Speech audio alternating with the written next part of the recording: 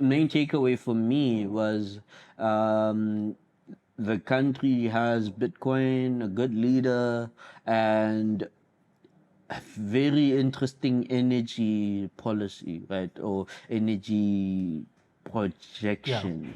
And I'm like, it's very hard to find one African country that has any of these three, let alone all of these three together. So I think El Salvador is probably going to be the most prosperous country in the world in like a few months. And yeah, it's really good to see everything that's happening down here. And I wish we had some of this stuff back in Africa.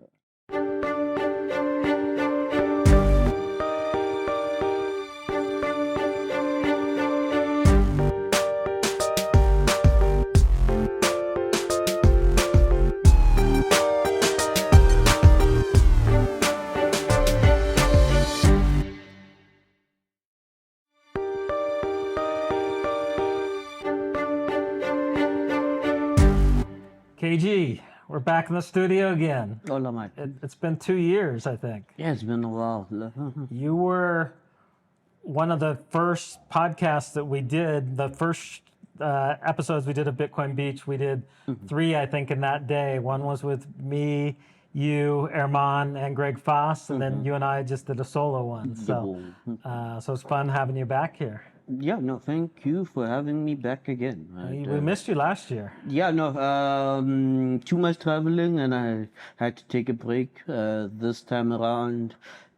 The right amount of traveling, and I managed to get here. So well, you're a father now, so and last year the baby was still too young. Sadly I couldn't bring the family this time around, and I really wanted to have the whole family this side. But next year is always a good time. Yeah, it's been fun having Herman and his family here. Yes, it would have been a great group of South Africans in Zonte, basically. Well, for those who maybe missed the first episode we did or don't know who you are, would love to give an introduction of yourself, but then also Machankura and what you guys are doing. So maybe give a little backstory. Yes, so effectively what we are doing is trying to give everyone the ability to send and receive Bitcoin, regardless of whether they have an internet-connected device. So that maybe start by letting people know where you're based out of and where these operations are focused. Cool. So I'm based in South Africa, Pretoria to be specific. Some people consider it Elon Musk's hometown. And yeah, so we're building the service out from there.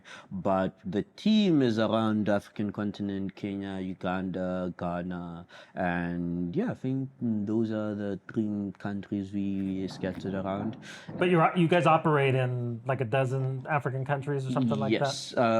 So the main ones are Nigeria, Kenya, South Africa, Ghana, Namibia, Zambia, Malawi, and I think I'm forgetting one, but we also support every other African country via via WhatsApp. Okay. So if a person has a WhatsApp number, they could still contact anywhere us. In Africa they can send.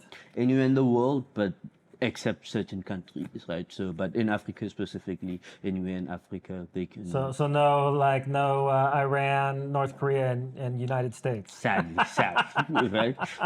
Yeah, and which is crazy. It's crazy. The United States is on that list with those countries, but that they've done it to themselves. Hopefully, with Trump in now, they'll change that. Yeah, it's a long shot. There's a long shot. So, but yeah, hopefully they do actually make some corrective measures. But I think also the community is celebrating because it was a very pro-Bitcoin campaign. Yeah. But pro-Bitcoin is very close to shitcoining too. So we don't know how far they will take it. And but everything else so far has been good.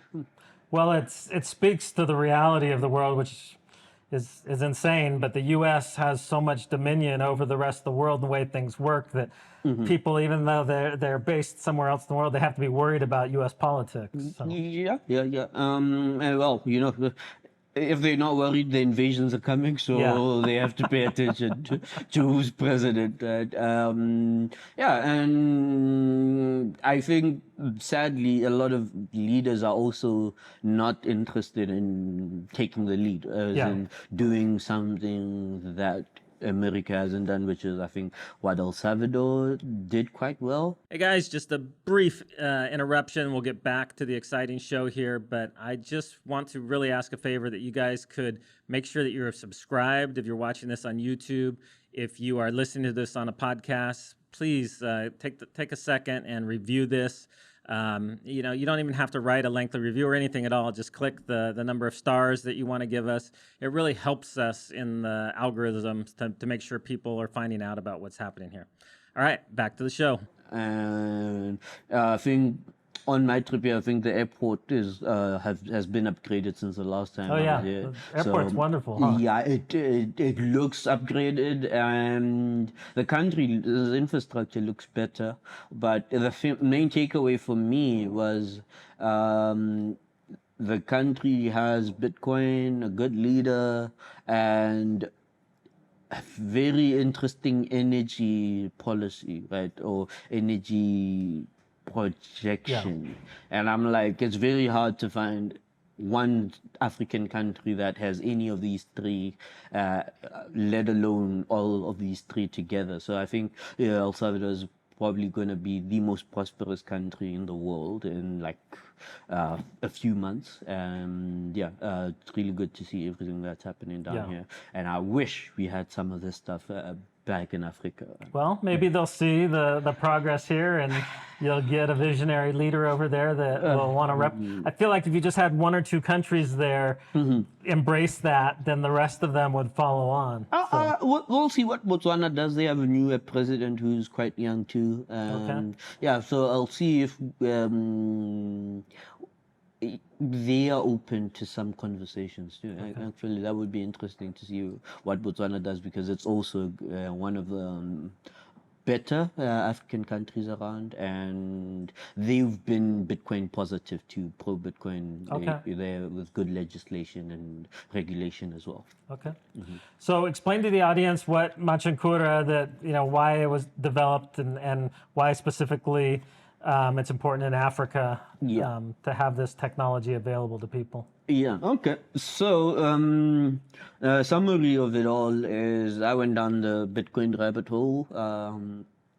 I came to the conclusion that as Africans, we hadn't gotten the option to pick our own currency for like over 400 years or so. And Bitcoin is probably the best opportunity to actually decide, oh, this is what we want as a money. And outside of that, all the other forms of money are not as good, because we, across the African continent, there's like the CFA in 14 to 15 African countries. Which for people don't know is controlled by France. France actually prints it, delivers it, and controls it and benefits from it. Yeah, and if any country on the CFA is sending money outside of that country, it passes through France first.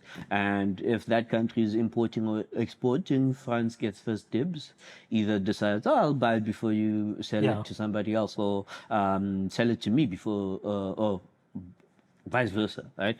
And yeah, so other things, I think, while talking about the CFA, it brings into question the need for a stable coin, right? Because it's technically a stable coin in the fact that most of the countries on the CFA have the most stable currencies in comparison to other. But they've still been really devalued versus, well, now the euro over time. Yes, right? And of course, at the end of the day, it's not a sovereign currency, right? So, yeah, so I don't know if we should apply the same type of lens when you're talking about things like Tether or USDC. Do we see a future where a Tether or a USDC gets devalued for whatever reason, but at the end of the day, Tether and USDC are not sovereign currencies. No. So if Well, they do get devalued because they're pegged to the dollar. So touche. But yeah, in the more extreme sense of the word, Yeah. like they did with the Yeah. CFA, where I think they cut off a few zeros at some point in time. And yeah, but then outside of those, you also have other currencies that are prone to hyperinflation. The Zim Yeah. dollar being one is the case of bad Nigeria leadership. recently we saw. Yeah, with the naira, and even places like Kenya, where it seems as if the leader is literally exporting the youth, right, for investment. And at the same time, why are you bringing all this investment in the country if you're driving out the youth out the country? So it's part of the reason there were a lot of protests in Kenya earlier in the year. And yeah, so this is basically the environment that I feel Bitcoin was designed for, right? You don't necessarily need to depend on the decisions that bad leaders make. You don't need to depend on failing currency that you may find your country using. And regardless of the history, there's still Bitcoin, right? Yeah. And so I wanted to see more people using Bitcoin on the African continent, and hence I built out Machankura, because the internet penetration level or internet adoption levels in Africa are very low, at like 30 to 40%. And if we are talking payments and the adoption levels are that low for the infrastructure that the payment is on, then it's very hard for that payment protocol to pick up, because you need at least half of the population to actually participate. Right? Yeah. Both sender and receiver need the ability to send and receive Bitcoin. So people don't have smartphones and they don't have internet access, so they're not able to make traditional Bitcoin payments using traditional wallets or Lightning wallets. Yes, right. So yeah, that's where we come in, because ultimately we still have had digital payments across the continent thanks to mobile money, which got championed by M-Pesa in Kenya, which is also weird because M-Pesa did so well that there's really no other form of digital payments in Kenya that has terminal velocity. If you visit different websites in South Africa that accept digital payments, you see bank deposits, you see card deposits, you see voucher deposits, even things like Bitrefill. But in Kenya, everything is mobile money. Like all you see is a bill pay thing, or sometimes maybe a banking deposit. And I'm like, okay, that. And the mobile money in Kenya, if I'm remembering right, it developed because people were trading phone credit, paying each other in phone credits initially, Yeah, right? that is the story that they pitch it with, right? But from what I've seen, I think they just saw Gcash in the Philippines around 2004, which I think is the first mobile money implementation. It didn't do as good as what M-Pesa managed to do, or Safaricom managed to do in Kenya, but I think they saw enough of Gcash to actually say, no, yes, there are people actually exchanging airtime, but that Gcash thing is a more concrete system, and let's just re-implement it. And they did a magnificent job. Like within a year or two, they had millions of users. And one thing I think they highlighted is at the same time, the country is the banking adoption is very low, similar to effectively what it was like in El Salvador when Chivo came out. So you don't piggyback on the banks. You just say, we're going to build out our own system that's standalone. And what they also said is our users need to be able to on-ramp and off-ramp to the platform. So they implemented a mobile money agent network that people can use cash to on-ramp on and off-ramp from. Right. So similar to Chivo with the ATMs, people use cash to get on and off the platform. And yeah, so these are effectively the two main properties, or three main properties of why mobile money worked. You are in everyone's hands because everyone has a phone, feature phone or smartphone, and you are able to on-ramp and off-ramp people because of the cash on ramps and off ramps. And I forgot what the third one is, right? So ultimately, though, what we did and what we looked at was the fact that there's a Bitcoin exchange in almost every African country. So what if you just solve the problem of you are in everyone's hands in the country, right, or in the continent, and would there be more people on ramping and off ramping onto Bitcoin? And yeah, then we learned With a the few ultimate design of them not needing the exchanges because it would just become the medium of exchange. Yes, yeah. But that's also another push where Yeah. they're like, oh, okay, this works way better than the cash. Yeah. And there's a probability that you wake up with more money than you did have when you went to sleep. So yeah. But at the same time, this is also a new user segment where a lot of exchanges I don't think, are really focusing on the low to middle income users. So over the past year, we've had to figure out ways to better support the user segment, right? Because it's also hard to start a conversation with a person who doesn't have disposable income about Bitcoin, Yeah. right? Or the best aspects of Bitcoin, which is as a savings technology and all of these different things. So what? And just to make clear, because I don't think we've addressed this yet, so Machankura, what it does is it allows people that just have feature phones or dumb phones, as we would refer to them, to be able to send money using like a text tree type system, Yeah. send Bitcoin back and forth to other users, Yes. even lightning payments. So they don't have to have a smartphone or internet service in order to be part of the Bitcoin network. Yes, right. And to do that better, we've integrated with companies like Esteco, who sell the Bitcoin vouchers, right? Yeah, which I think Esteco is probably, due to their focus on consumer Bitcoin, one of the few companies that do support low to middle income customers very well. Due to the fact, you go into this very same corner store, you buy your milk, and you also pay for your voucher, Yeah. and then you load the 16-digit on on your phone. Now you have Bitcoin, and we've also integrated Bitrefill, which sells gift cards to many different stores.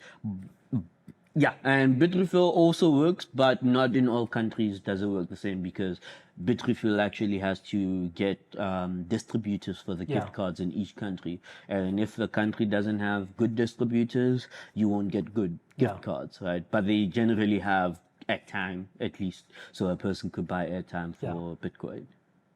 It seems to be the low-hanging fruit. I'm curious for you. So you've had a lot of changes in the past year. You went from having this kind of revolutionary bootstrap company that you had started and were basically running by yourself, and you raised a funding round and now have expanded. So I'm curious for you, how has that been going from this solo entrepreneur to now managing a team and having, the on the good side, more funding and stuff to do stuff, but also a lot more responsibility. And I know at heart you're a coder and developer, and so now you're being pulled into the management tasks. So how has that transition been for you?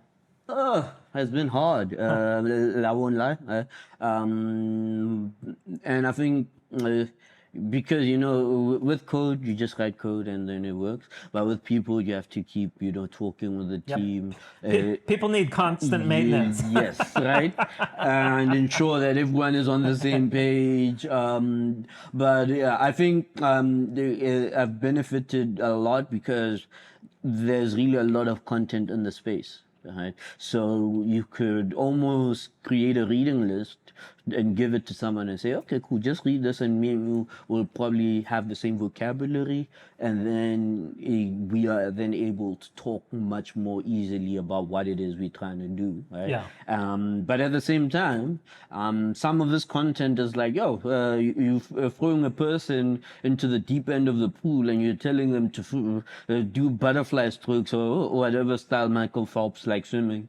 And yeah, so it takes time to get the vocabulary or shared vocabulary between the people. But Well, even a lot of times people who share vocabulary, they're still you got personalities that clash and Yes. different views on the way things should be done. And so when you have to manage all that, especially when you have a remote distributed team across many African countries, yeah.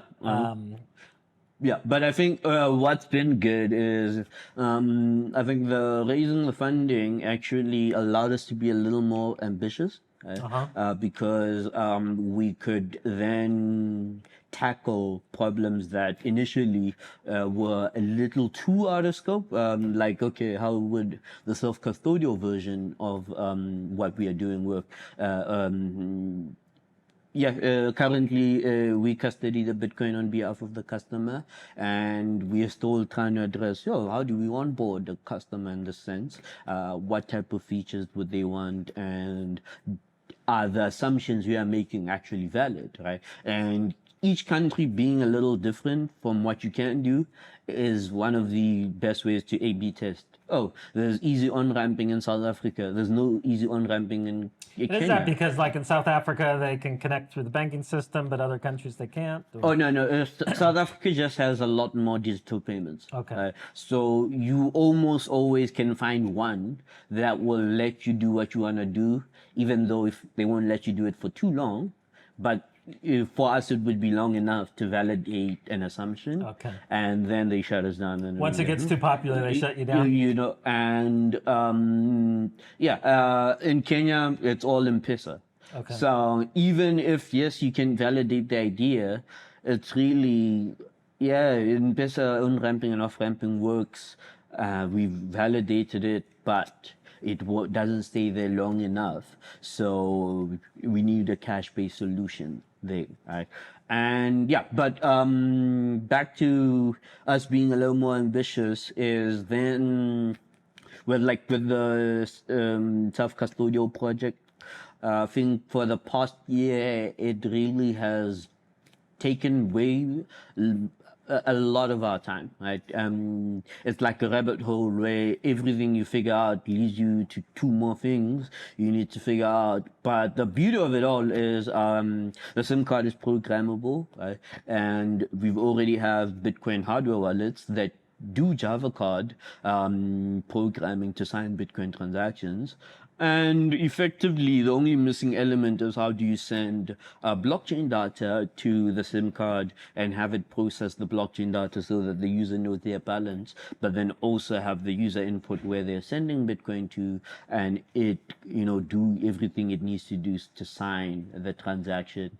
And ultimately, SMS is the perfect way to do it. There's something called binary SMS, which ultimately is what we do need, and you can encrypt that too so that the telecom doesn't see what you're doing. But in South Africa, they filter the binary SMSs, so we cannot just send any messages to somebody else. But in other countries, they don't. They filter, like they block them? Yes. Okay. Right. So for testing purposes, I can send SMSs to myself and validate, that this action gets triggered. Yeah. I did get the blockchain data. I did process my balance. I did send out a Bitcoin transaction. But so then it's a thing of, do you know which country doesn't filter? So that is a project we're going to release. And why do they filter?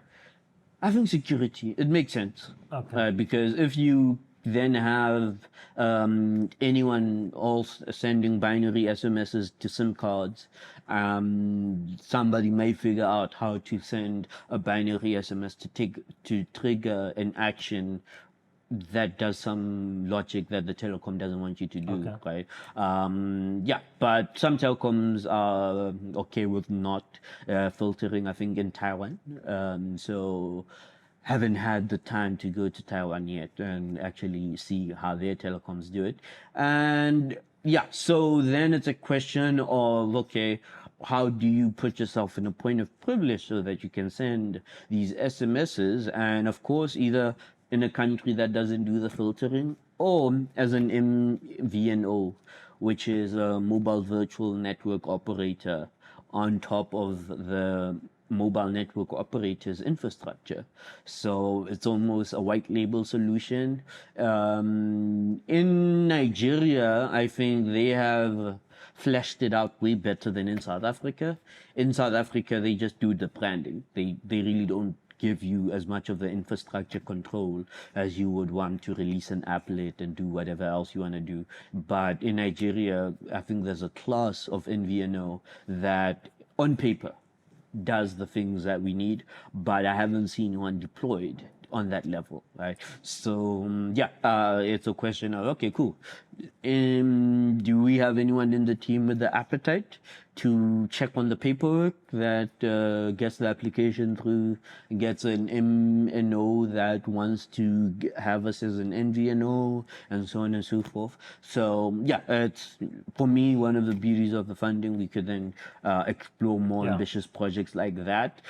If it does work, it's one of those things that, theoretically, a telecom could onboard all their customers to self-custodial Bitcoin overnight and not have the counterparty risk and everything like that.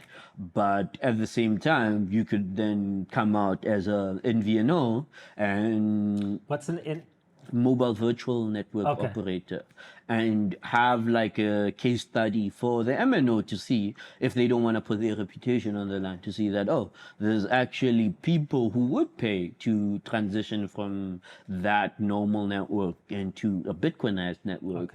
And yeah, so at the same time, you get projects like BitKey, right? That then say, maybe the user doesn't need a seed phrase, right? Maybe you could have a recovery mechanism.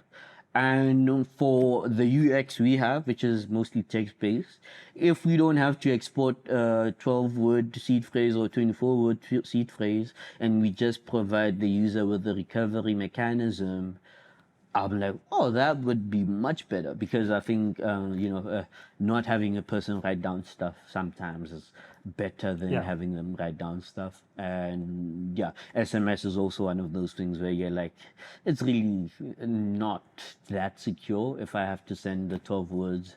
But at least on a SIM card, the person can output them, but and never need to send them over the phone. But it's still like, somebody may access your phone without you knowing, so on and so forth. So yeah, that is the other thing. And we've explored other projects where we like, okay, cool, this works, this doesn't work.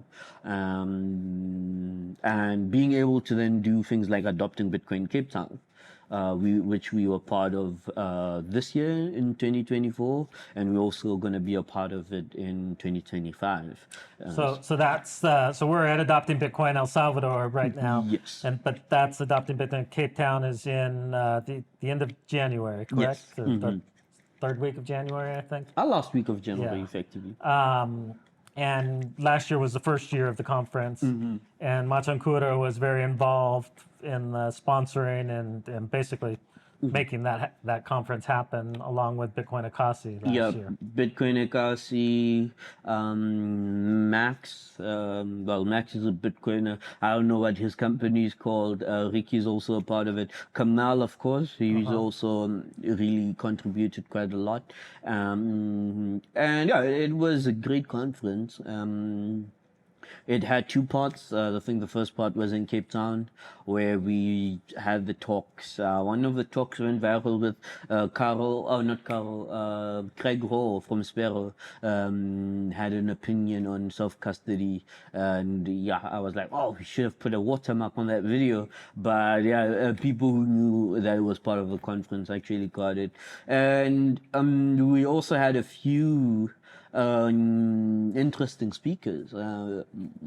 My personal highlights was Magat Wade, or Wade, depending on how you Yeah, pronounce it. no, she's great. Yeah, I I love got her. I got to know her at the HRF event in Nashville this year. Oh no, And I couldn't make it. I was sitting with her at dinner, and I didn't realize that I'd been following her on Twitter all the time, but I didn't realize that was her. And I was like, oh my gosh, I'm so glad to meet you. Yeah, you just sense the energy as she started Yeah, talking. yeah. Like, I actually follow this Yeah, I was person. like, Yeah. I know who you are. Yeah, Yeah, right. yeah. Yeah, so she's great, and I think she highlights one other thing that's also very important for Africa, which is entrepreneurship, Yeah. right? And she looks at it from a very interesting perspective that we technically should be seeing more entrepreneurs. It's just that the legal structures are very burdensome for entrepreneurship in a lot of African countries.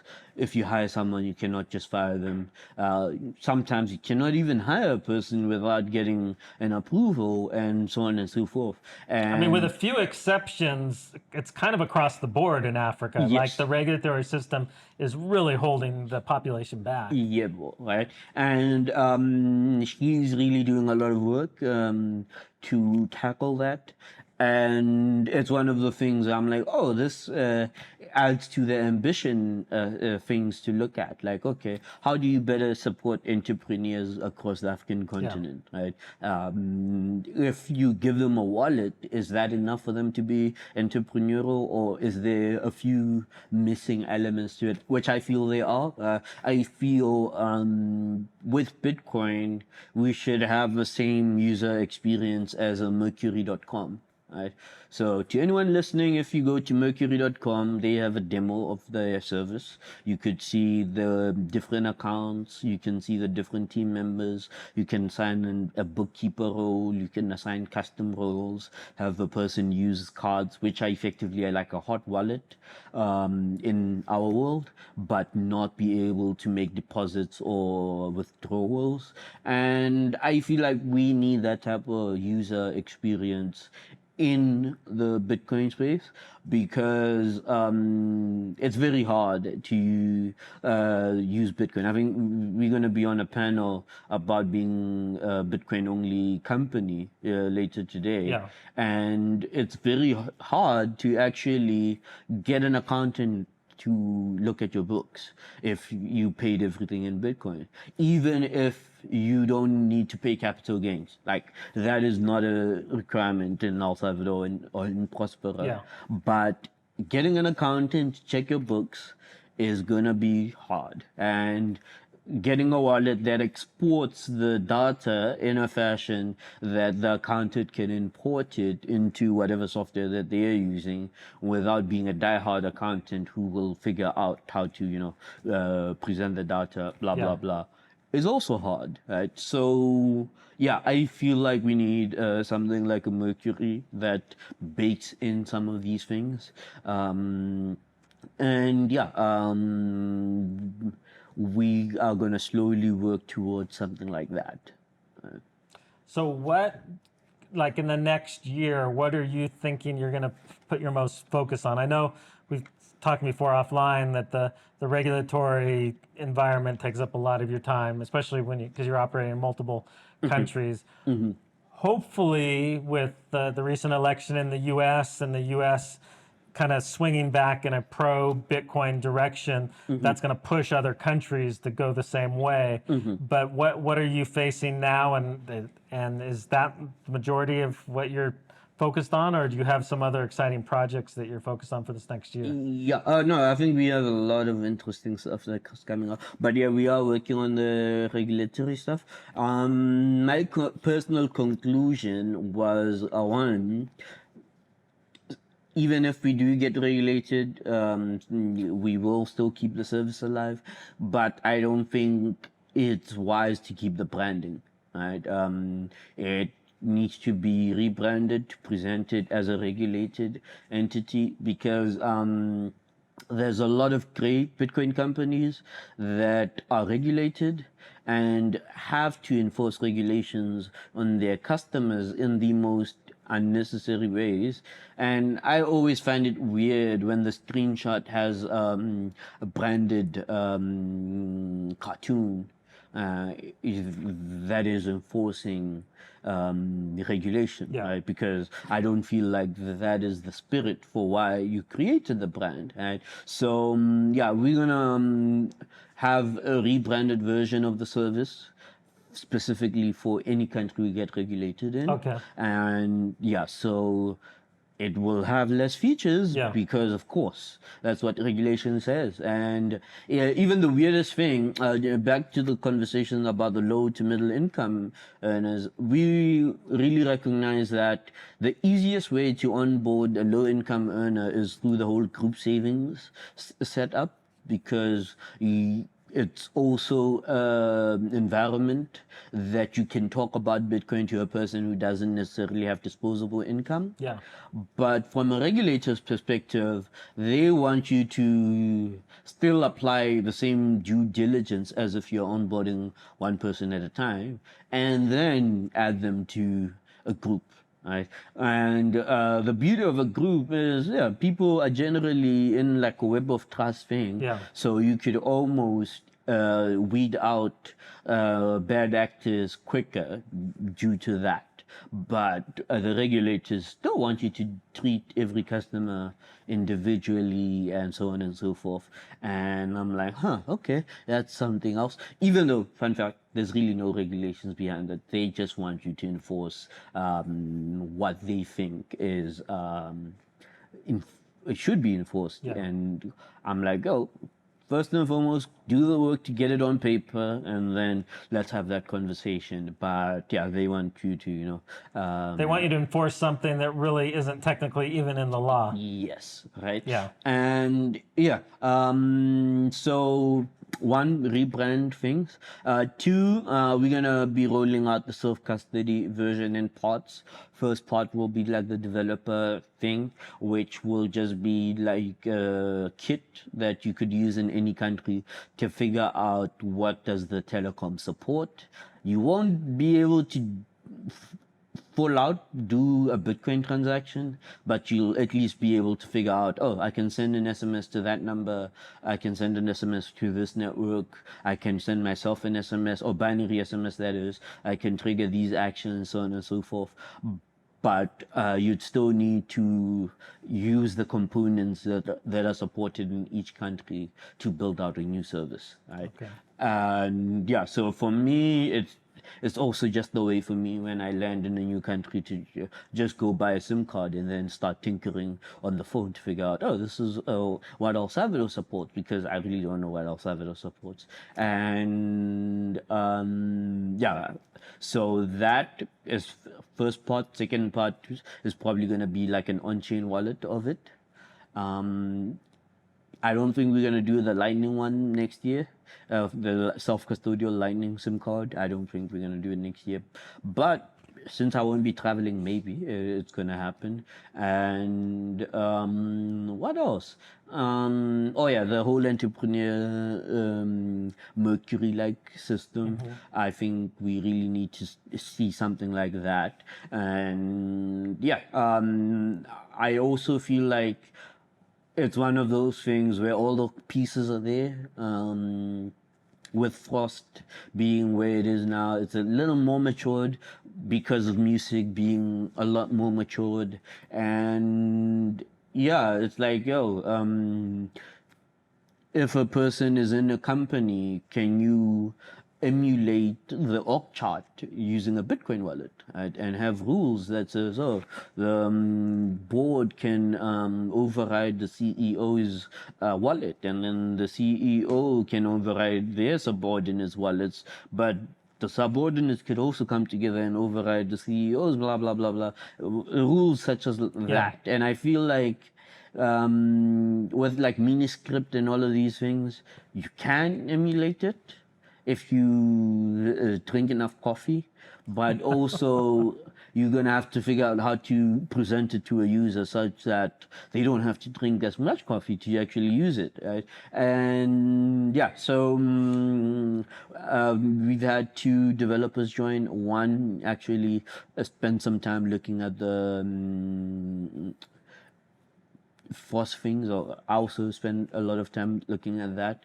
And yeah, so we'll see what we actually roll out for that part, but I spend most of the time with the self-custody SIM card stuff. And yeah, oh, we also have an app coming out before the end of this month, so yeah.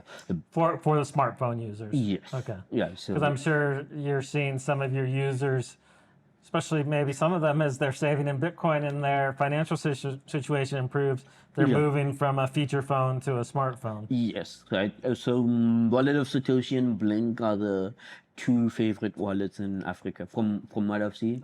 And yeah, so we're gonna have ours up and ready before the end of the month. And yeah. Awesome. Well, I don't want to take too much of your time because I know you're here for the conference. You flew in for just a short time, but is there anything else you want to share that's going on with Machankura? Let's see. What else is happening? I think we covered most of the main stuff. Yeah, I don't know. I don't think there's anything else. So they can follow you. It's Machankura as your Twitter handle, right? Yeah, Machankura 8333. Okay. And then 8333.movie is the website with all the other social medias at the bottom. And then Adopting Bitcoin, of course. In Cape Town. What's the Twitter handle for that? Is it Adopting Bitcoin Cape Town. Okay. And yeah, I think it's, if you remove all the vowels, you'll get it. Okay. Right? And yeah. So definitely encourage people that can to make it to that conference. Cape Town's a beautiful city, and it's an amazing, conference, and then to be able to go and see the Bitcoin Ekasi project afterwards is amazing. Yeah, and it's a 2-in-1 actually. It's gonna be the Bitcoin Ekasi and Bitcoin Witsand. Okay. Right, yeah. Oh yeah. Earlier I was talking about that when I got sidetrailed by talking about entrepreneurship. So after the talks, there was the road trip to Bitcoin Ekasi and Bitcoin Witsand. And effectively, one day was spent in Bitcoin Ekasi, went to the, surfed with the kids, went into the township. Did you surf?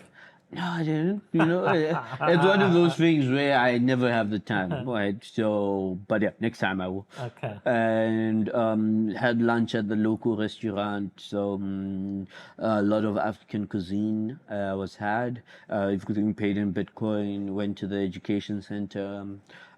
Took a tour to all the shops that accept Bitcoin. And yeah, a nice picture was captured right next to the shacks with all the Bitcoin brandings on them. Did you see the Bitcoin Beach one? I don't know if it was there yet.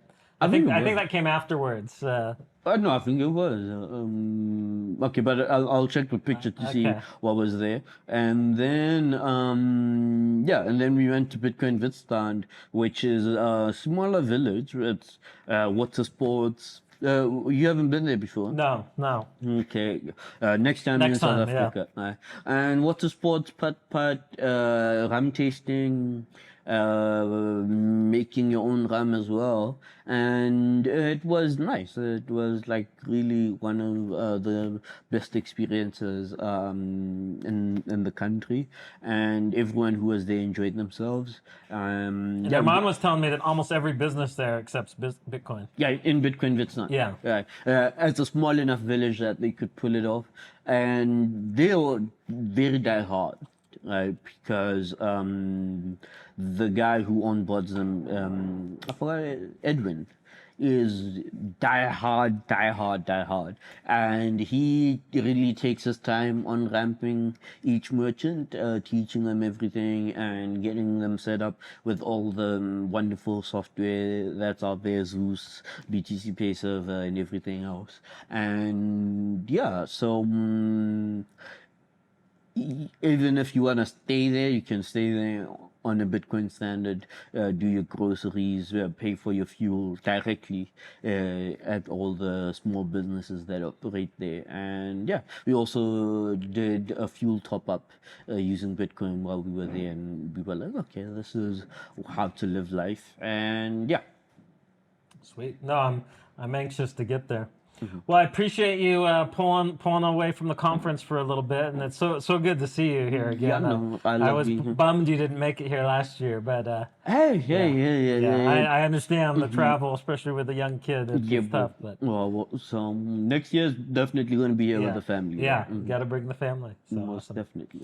All right, KG. Well, hey, make sure that you're following Machankura and that you check out the stuff for the conference, and be anxious to get another update from you next year. Yeah, no, most definitely.